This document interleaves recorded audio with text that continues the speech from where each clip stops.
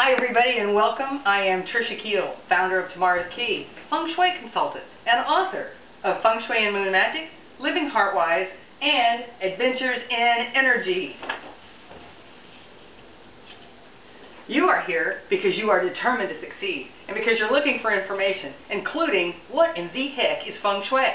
I am here to help you with that with my 5 common sense Feng Shui strategies for your success.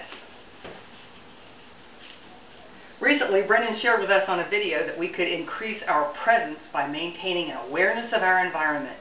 Feng Shui is all about that awareness of your environment and how where you are feels. So what I'm about to tell you is going to seem very common sense, and in fact, it is. Let's start where your mama would start. Number 1, is it clean? If your space is clean, then your customers are going to want to stay in it more, and so are you. Let's talk about how that feels when a space is clean. I've got a couple of environments I can show you here. How does this feel? How does this feel? These 2 environments are similar. They're both bedrooms. Each one has a different feeling. Which one do you want to live and work in? It makes a difference. You want to seriously consider rose petals versus popcorn and cigarette butts. Just think. Number 2. Is it dead or broken? Really, don't live with dead stuff. You'd be surprised how many people I have run across that have their parents' ashes in their kitchen and urns, or their pets' ashes. And even I am guilty. Everyone has dead stuff that you have to wrangle all the time because stuff dies. Look at this beautiful mum I got last fall. It is poink poink, crispy, crunchy, dead. There's nothing good about the energy in this plant. Compare it to a mum that I bought the same time. Look at the happy little sunny flowers.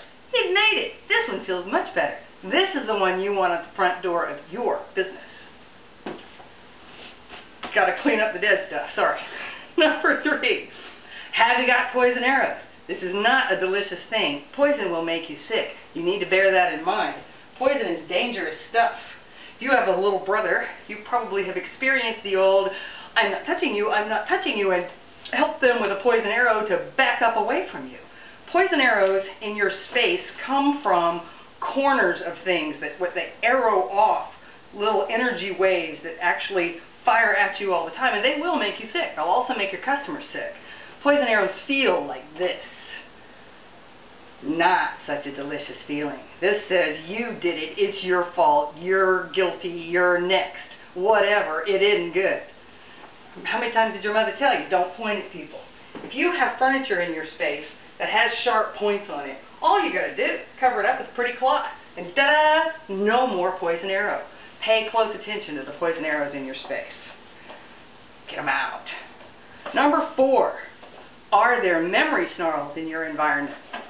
What in the world are memory snarls? Memory snarls are items that you have in your space that are attached by energy ribbons from your heart through time back to an experience that you had that didn't feel so good. It generally manifests in your space as something like this. This is a garage that is full of memory snarls that no one wants to touch. They're icky. They don't even want to be in the same room with these memory snarls. You might have an attic, a spare room, a closet, purse, or even a computer desktop that looks like this. You got to let this stuff go. It stops you from going forward because it ties you to the past. So what you do is you take 20 to 30 minutes a day, set a timer, no more. Reach out, grab one thing, decide what to do with it. Give yourself permission to give it away, sell it, or throw it away. And if you throw it away, as you throw it, say the word that my big sister taught me, Wenge, as you let it go, because it feels so good to say it. Because it rhymes with Feng Shui. It'll help you remember you're doing good for your own success. And because there's no extra charge for that word. And finally, the last Feng Shui recommendation is your space welcoming? Pay attention to how it feels. And in fact, to be sure that you know how it feels, we're going to go on a feel trip. We're going to go on an imaginary trip right down this block, and we're going to visit my crotchety old neighbor who lives right next door and has a yappy little dog. He has got a doormat that is going to make you feel like this. Oh no, not you again, means go away. If your customers feel like this, they are not going to stay in your store, if they even come in your store, and they are not going to speak kindly about you when they're gone. Next stop on our field trip is to the home of a young couple that's a little insecure about themselves. They really don't know what they're doing, and so their welcome kind of reflects that. This is their welcome. This says, welcome, just don't expect much. This is painfully mediocre. You don't want either one of those words attached to you or your business, or anything else you do.